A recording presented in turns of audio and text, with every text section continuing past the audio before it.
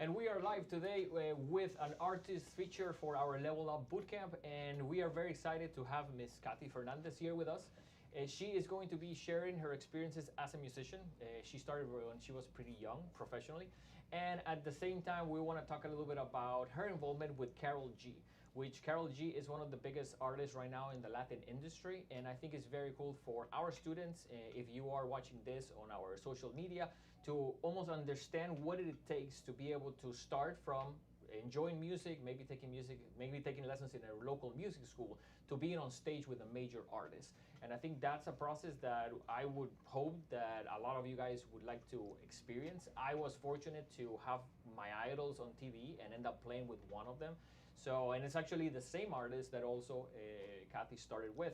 And I can tell you it's a pretty surreal experience to enjoy someone's work, almost learn their work, and all of a sudden end up meeting them, working with them, playing with them. It's a very cool thing. So thank you, Ms. Kati, for being part of our summer camp today. Thank you. Thank you so much for inviting me. And for sharing, I guess, your experiences, of course, with our students. So let's start with, by the way, if you guys have any questions, let us know there in the comments in the chat. Our students are around here in the same room as us, so they're going to be asking some questions. But one of the first ones is, how did you started in music? For us, everyone starts differently. Kind of like, at what age did you start in music, and also what was your first instrument? Okay, I always known that I want to be a musician, so I start very young, at age of maybe 10, maybe not too young, but at 10 I start studying in a conservatory in my country, in Venezuela. I start there. And if you can explain a little bit, what is a conservatory? Because a conservatory, how many days a week do you go to a conservatory? Yeah, it's a formal school of music. Yeah. And you go there like to Monday to Friday. Yes. Monday to Friday. And how many hours did you go each day? It was like 4 hours per day. Okay. Because you saw different different classes. Just start with a music theory. Yeah. And then you go, maybe you can be in a chorus. Okay. For practice, and then if you pick an instrument, you have to study that instrument. Of course. One of the things that is interesting is that we're trying to do something similar with our Level Up Bootcamp, which is we have them for 4 or 5 hours a day. Yeah. And we're trying to do a little bit of music theory. We're trying to have instrument classes. We're trying to also have them in sectionals, like and in bands. So I think it's something that for a lot of our students come to us half an hour a week, maybe an hour a week. Now that's very different to going for 4 hours a day for 5 days a week. Yeah, yeah. The difference is a formal school, and you know, you there they do like the classical music theory. You know, I prefer this type of schools because you immediately go with the instrument. Yes, and it's easier and it's faster. Yes. The way you learn. How many of the classes in a conservatory you don't play an instrument? You remember? Yes, you have to spend a year first of no playing before I pick an instrument. Yes. Yeah. So an entire year just doing theoretical classes can be boring sometimes, you know. Definitely. Yeah. So tell us a little bit, what was your first job in music, and how do you get it, and at what age did you got that job? Okay. I have to say that I start singing. Okay. Then I passed for, I play guitar a little bit, classical guitar, and then I discovered the percussion. And I was studying percussion through 13 until like 16. Okay. Yes, then I go to a bar with a friends, you know, for jam. At the beginning, we don't know how we're gonna get a job as a musicians, because maybe our parents are not a musician, we don't know any musician, and you know, the question is how I'm gonna get to that world, you know.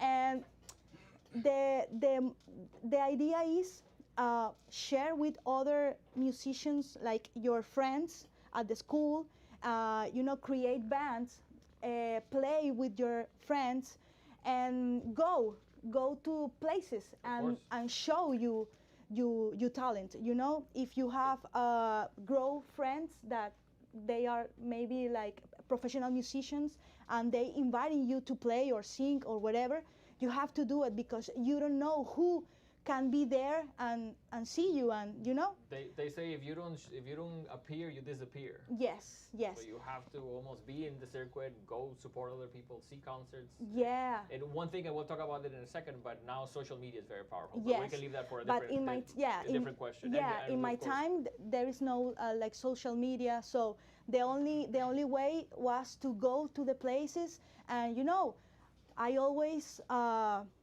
be with my my instrument like cajon or something. So that time I was in a jazz club. I was like, I don't have a I was a minor.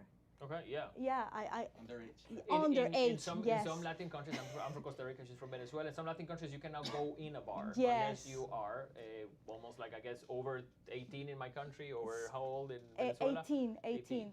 So I was 16. Sometimes it's a problem to play because you're technically playing illegally because you're not supposed to be there. And sometimes they let you. Some people are like, just don't tell them your age. It's Yes. just like So my friends allowing me to be there, but she's not gonna drink.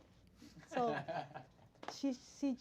she just wanna play. So these friends of mine invited me to play. I play, and they told me like, hey, Ricardo Montaner is doing a casting. okay. She's looking for a female percussionist. I've been half lucky Okay. because there is not too much female percussionist. There is too much, but there is not too much girls like with the determination to go far with the instrument, because sometimes with fear, or maybe we feel like we are not enough, you know, but I don't be afraid. I just play and show my thing. And this guy told me that I went to the audition. Okay. And they got me. And let's talk quickly. Ricardo Montaner at that time was probably one of the biggest artists in all Latin America. I think he's still incredibly famous. Yeah. A ton of work, a ton of like albums. And at that time, playing with him was he was maybe one of the biggest artists in Venezuela. Yes, for sure. And I just was 17. Okay. So I was in school, and you know, for me it was like a dream, because I never I never travel outside my country before, you know. I never play in a big stage. It's like you guys, you know, just a girl. And let me mention this, Ricardo, because I was fortunate to play with him as well. Yeah. Ricardo is an incredible musician, and I almost feel in my involvement, I was the director of both of his sons. They were signed for a little bit, and I had the opportunity to direct the band for them. And he likes to give chances to people. He likes to get people that are almost starting, and I think it's a very cool thing, because he uses his platform to get other people involved. Yeah. And I think that's a very cool thing. So tell us, when you was he there in the audition? No, he wasn't. So it was like musical director? Yeah, they took a video and send it to him. Okay. Yeah. And then when you started with him, how many shows a year? How much travel do you guys do? Because we're talking about this is a major job. This is not you play 3 times a year. This is you play how many times a year? It was like 170 shows per year. Yeah. So that's what, 1 every 2 weeks? Yeah, I have to quit to school. Yeah.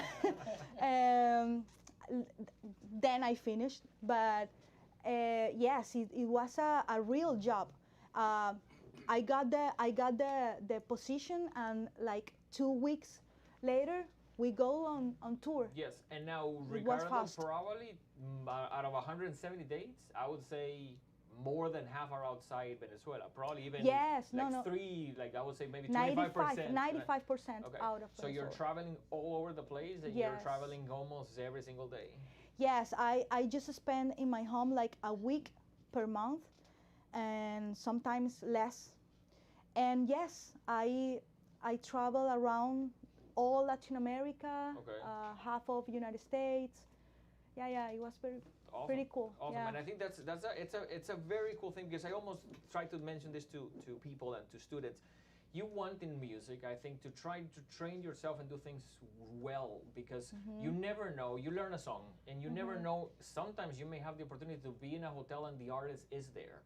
And there's even like a couple of TikTok videos that like someone's playing a song in a restaurant and the person that wrote the song is there and gets on stage and sings with them. So that's why you want to do things correctly, because you never know when that is going to lead to something. Yes. And we were even talking before we went live that sometimes you do shows that are a disaster, but that show, someone is watching. I did a show one time that I had this guy next to me watching me play, and I was a little bit uncomfortable because I could tell that he was watching me. And what he was kind of like almost auditioning me. He called me 2 days later saying, "Can you be in New York Saturday for this and this and this?" And it was very cool because I felt almost like, why is this guy watching me so much? So definitely, I think doors can open for you at the very unexpected moments. And I think the biggest thing is do your job correctly. Yes, yes. And something that I always do is I don't care if in the room is just 3 people or 1,000 of people. I always play with the same passion, you know, the same professionalism, because it's very important. You have to keep in mind that you are a professional. This is your career. You have to take it seriously. You know. Absolutely. Yes, you always have to do your best, always. Doesn't matter if there is 2 people or 1,000, doesn't matter. You know, is that respect that is allowing you to go far. Absolutely. Yeah, every time. Now, how did you start playing with Karol G? Because you're currently touring with Karol G, part of her band. Yeah, I'm very new there with her. Actually, my first tour with her is gonna start in this August 3. How long is it? How many dates? And where are you guys going? Do you know? Sometimes you go in places and no, you don't know where. I don't know. I don't know exactly, but I think it will be like here in US. Until now, it's like 15 dates. Yeah. It's just stadiums. One time I went on a tour and I got to the airline and I said like they were asking, where are you going? What city are you flying? And I said, I don't know. And they're like, you flying somewhere you don't know? It's like, yeah, I'm a musician. I'm not in charge of that. You know. Yeah. And you show up. They go 5 a.m. at the Miami airport. You know. Yes, and just that. And you don't know where you're going, when you're playing. Yeah, I just know that starts in July 23rd. And finish September 28th. Okay, and nonstop? Non-stop. You're going back home and No, really? non-stop. Well, so that's 7 weeks, 8 weeks? Yes, something like that. Okay. Yeah. Well, and it's tough. Like, does it happen to you that this is a horrible thing? Sometimes you wake up in somewhere you don't know where you are. Yes. And that's feeling. Yes, I experienced that. And sometimes you wake up and you don't know if it's night or day, if you're late for the show, if you're late for the plane. Like, it's very like, what's going on? Yeah. But it's touring is a lot of fun too. Yes, So tell us a little bit, how do you connect with her? Because we talked a little bit about that, but I want you to share that because I think it's a very cool story of 2023 musicianship. Yeah, it was basically Instagram. I always post videos there because I work too in a television network at Univision. There is a TV show. That TV show has a big band, 10 musicians band. And, you know, in the rehearsal time, I record myself playing, and I always post it on Instagram, no? How much do you post a week? At the beginning, daily. Okay. 1 post daily and histories daily. Okay. Yes. And one thing that I think is important for you to like maybe share a little bit, because this is, I guess, how you met Karol G. A lot of our students, and I don't know why, almost hide the fact that they're musicians. You go into their Instagram and they don't put anything. I think that is because they're afraid of negative comments. I think that they're afraid of people being like, you sound terrible, whatever.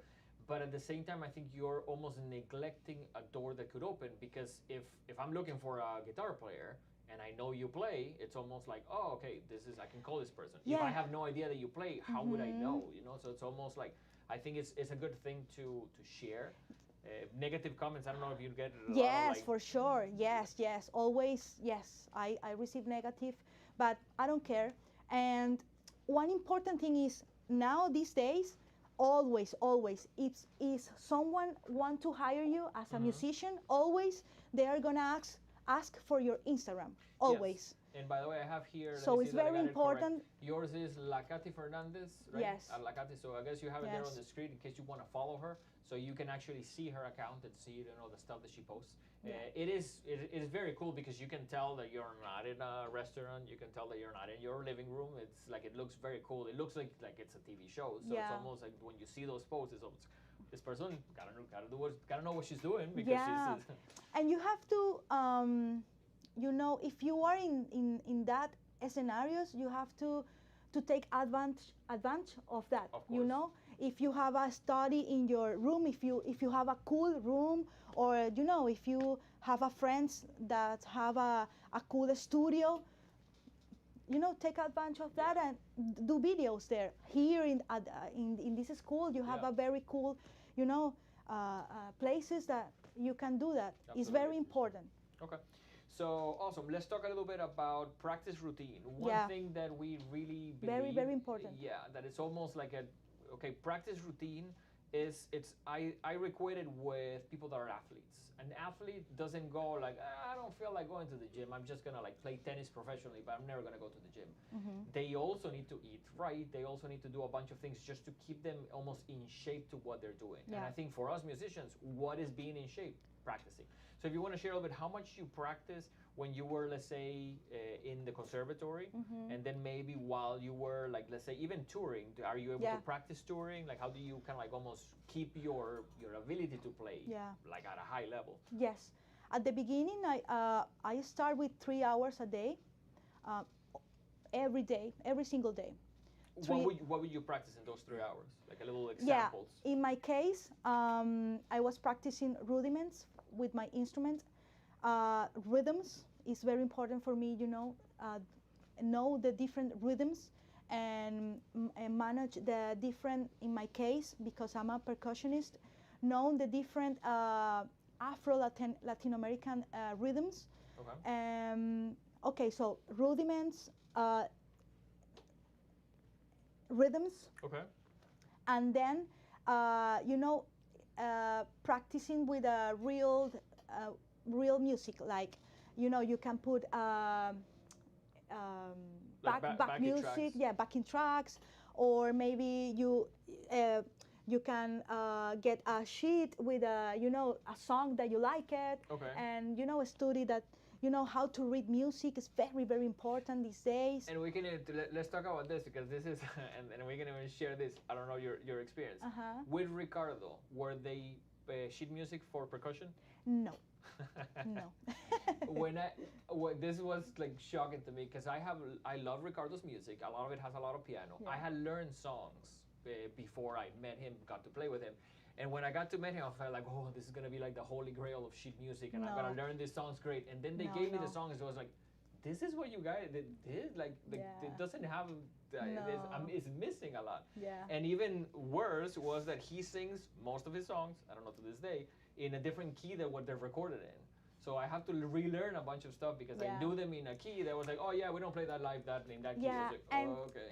let me tell you why. Because when you are in a live show, doesn't look good that you have there your iPad and you are reading. No, they want that you like, you know, like doing your best. You know, like, wow, yeah, this is. I'm just, you know, enjoying. Yeah. And how did you learn the music? Like, where they were like, okay, you're playing 20 songs in 2 weeks. Yeah. Well, I have to sit down in my home. Okay. I the most of the times I do my own. Your own sheet music? Yeah. Okay. Yeah, because it's my guide, you know, for study. Sometimes I just I'm listening the music like you know, hours and hours and hours, and play with the song. Absolutely. Yeah. But the professional artists, sometimes what they have is what they give is called a lead sheet. So the lead sheet is almost like a map, but it's a map that gives you a lot of liberty. Yeah. So when I did the stuff with Ricardo, I felt like, okay, at least hopefully they're gonna give me 2 hands, treble clef and bass clef, and I'll be able to like know exactly what's going on.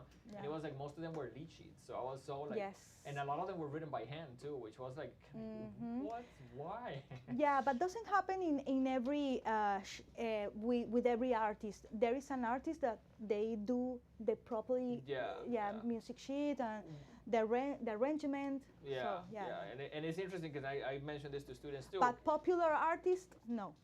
Yeah, and it's interesting because sometimes they're gonna give you a paper and be like, yeah, that's the paper, but you can change it. And sometimes they're gonna be like, I need you to play exactly this. Yes, and they wanna that you play exactly that you hear on the record.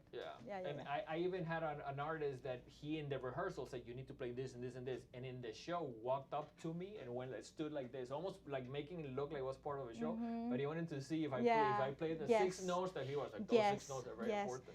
Yeah, sometimes the rehearsal can be very stressed because they don't give you like musical sheets and they want that you play exactly that you hear on the record. So and I don't know if this has happened to you. I've seen people send home, be like, okay, we're gonna play this. Okay, you can't play it. Bye.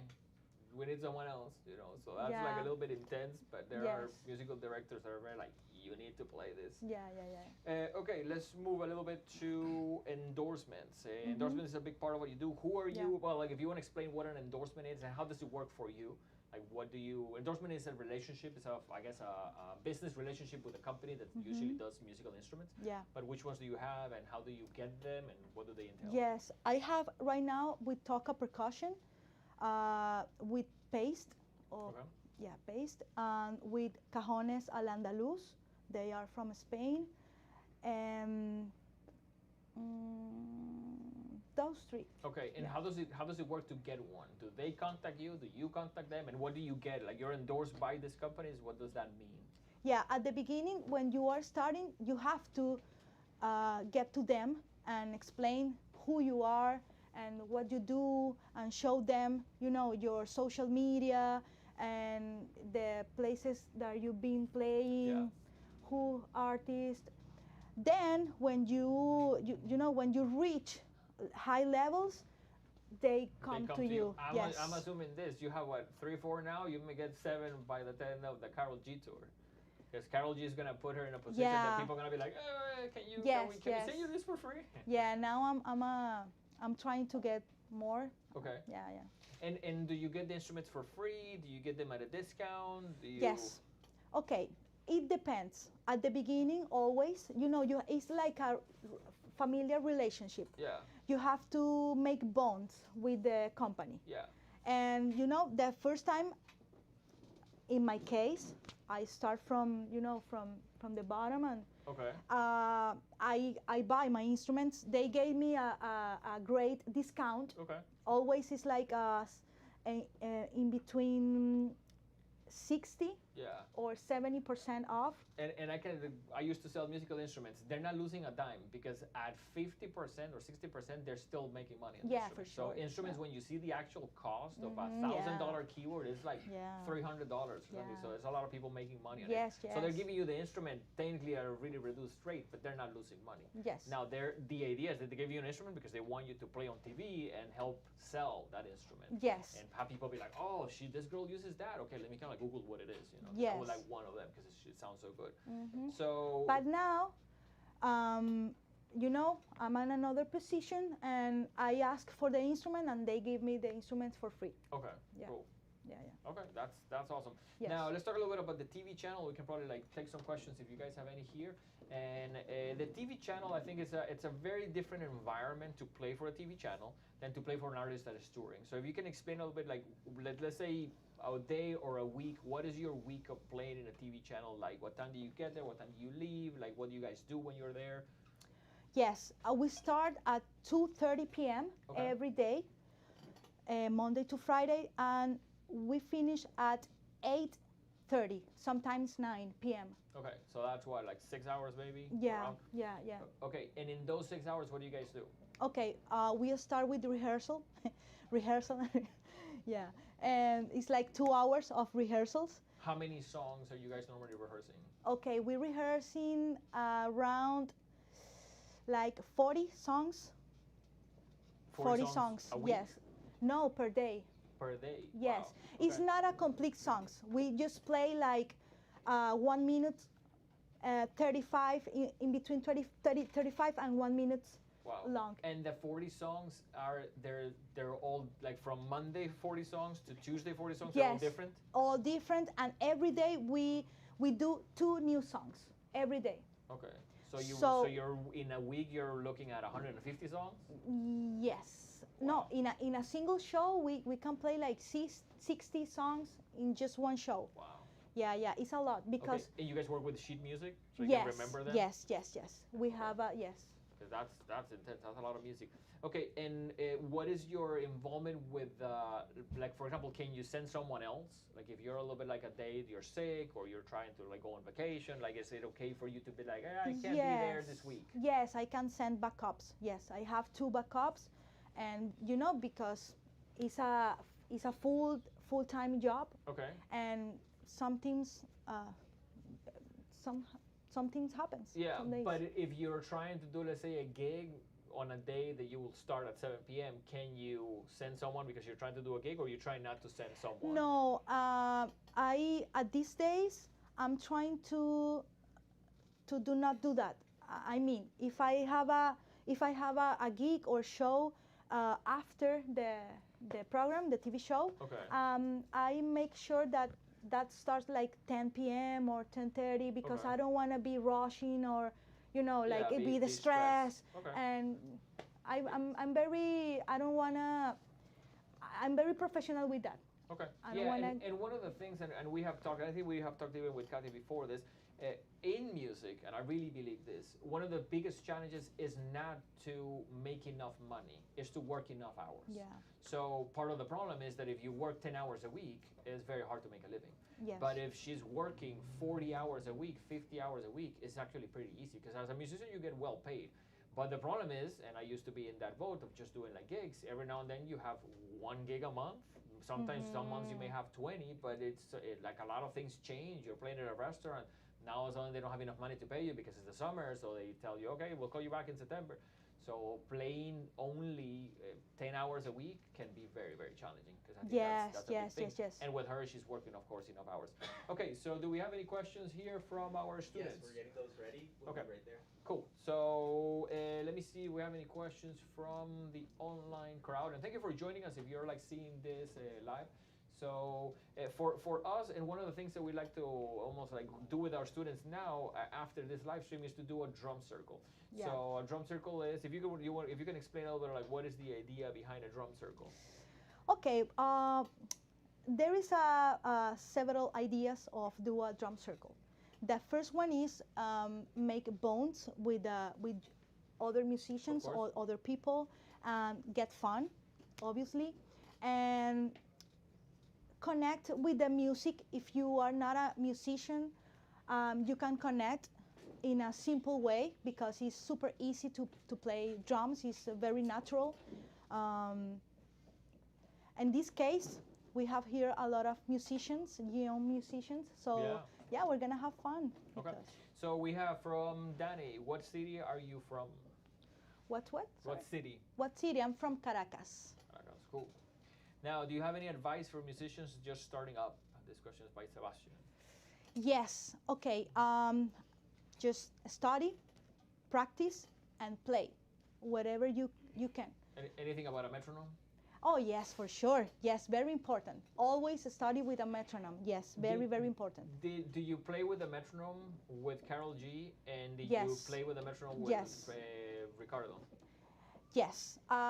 In the professional work, always we play with metronome. Always. Yes. And for example, with Karol G, every single song has metronome. Some of them don't. Every everything? single song. Yes. Okay, cool. Every single and song. that's why we say, guys, practice with a metronome. Yes, it's very, Because- very important. Very important. If you are a drummer or percussionist, it's super necessary. Yeah. You have to do Yeah, it. because what's gonna happen is that when you're 18, you never play with a metronome. All of a sudden, you want a real job, and they're gonna be like, "Can you play with a metronome?" No, you're not yeah. gonna develop it in a weekend. You know, it's almost like you're gonna have to do that for years. So this is a cool question by Mr. Felipe. What's the vibe in Karol's G band? Every band can be very. It's almost like a soup. You know, you have a lot of different flavors going in there. Yeah. So bands can be very run very differently, and it's interesting because and we can even talk a little bit about personalities for touring. But what's the vibe overall? Like Yes. how is it run?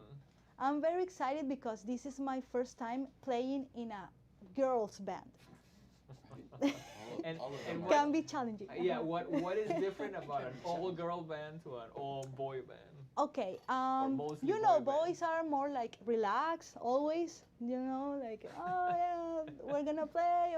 Okay, we finished the rehearsal. Let's do, you know, let's have some fun. Everything is gonna be good. Girls is more like, hi guys, everything is gonna be perfect. Well, we need to study more. We need to rehearsal. We need to rehearsal. You know, it's more like. But I love the idea a girls band because, you know, as a woman, and this is a fact, there is not too much woman in the music industry. Yes. And it's necessary to, you know, to gain more space in that Absolutely. in that you know, in that places, because you know we have the same talent. Absolutely. And in our summer camp right now, the two students that we have playing drums are both girls. And I That's think awesome. it makes you a little bit more unique, almost Yeah, like a girl playing awesome. bass. It's Yeah, also pretty unique. and we have more emotional moments too, because you know we are more emotional, so maybe it's more special sometimes, no? Well, and let's touch on this, and we can close with this. Regardless if you're a guy or a girl, I used to also do musical direction, and the musical director chooses who goes on tour. And I can tell you the personality is super important. You have to play good, but after playing good, there's a lot of things about personality. And what are the things that you would say you have to have as personality when you go on tour? Like, what are the things that you say, okay, like we can't tour with this person, because every now and then you put someone in, and the rest of the band is like, he can't come. Yeah. You know, like we need someone else. But what would you say are things that you would suggest? You need to be this and way, and you need to not be this and this. And in every band is like a family. It's always, you know, it's always the grumpy guy or girl. Always is the happy girl or happy boy. There is always the stressed guy. You know, it's like that always. There's always the one that what do you want to do? I don't care. Yeah, yes. Whatever you guys want to do. and there's always one that goes, no, we need to do this, and the other is like, no, we're not gonna do that. Yes, and when you spend a lot of time with that people, sometimes get, you know, like. Yeah, you get in each other's nerves. Yeah. And the things, for example, myself, I try to be always, you know, nice, cool, because you don't know the situations, and you are on tour and you need them and then need you. Yes. So you are in another country or another city, you don't know anyone. So, you know, stay cool, stay calm. Do the job, very important. I'm trying to be always very professional. You have to stay. If the call time is like 8 a.m., you have to be there 7:45. Yeah. You know, be there and ready for play. Yeah, it's very ready for the day. Being easygoing is incredibly important. Yes. If you get really angry because you're hungry, if you get really angry because you're sleepy, like those things are a problem, because you will play with almost no sleep. You will play with no food. You will play when your equipment is getting wet. So it's almost like it's very important to just be okay and be like, you know, this is not what I want to do right now, but I need to do it right. And with a smile in her face, which I would like to say that Miss Kati is really good at that. When you see her perform and check her perform on YouTube on like the shows that she's done with Karol G, she's always smiling. Yeah, they want to show. And something that in the music school don't tell you is like you have to be, you know, punctual. Punctual. You have to be nice. You have to be good dress. You have to. You can't be long faced. Yes, because sometimes they prefer a regular musician that have all that specifications or. Versus a really good musician. Yes, that always, yes. Right. I replaced recently a guy, and it's funny because they used to call him Mr. Grumpy. And it's almost like, oh my God, we're so glad that Mr. Grumpy's not here. Yes. And it's like, I never met him, but I almost feel like, okay, they're calling you Mr. Grumpy is because you probably are not that fun to be around. Yeah. And it's an important thing. Yes, if you want to play in a mainstream artist with a, you know, with a popular artist, you have to do like that. If you want to play another, maybe, I don't know, jazz or metal, maybe you can be another attitude, you know, like. You have to be drunk. But If you're a metal, you can be pistol You have to be- yes. But if you wanna, you know, be in the mainstream, you have to do another. You have to be different. Yeah, perfect. Okay, so let's close it up with thank you so much for being a Thank part you, of thank our, you. our level Thank up you, and this guys. live Thank you stream. so much. This year for her. If you would like to know a little bit more about what we do, check our main website, thehitmusicstudio.com. Thanks again for our students that are here watching this, and for you guys, definitely if you want a little bit more content about music, about getting your musicianship to the next level, check our YouTube. We have a ton of videos there. We'll see you guys on the next one. Take care. Thanks for watching.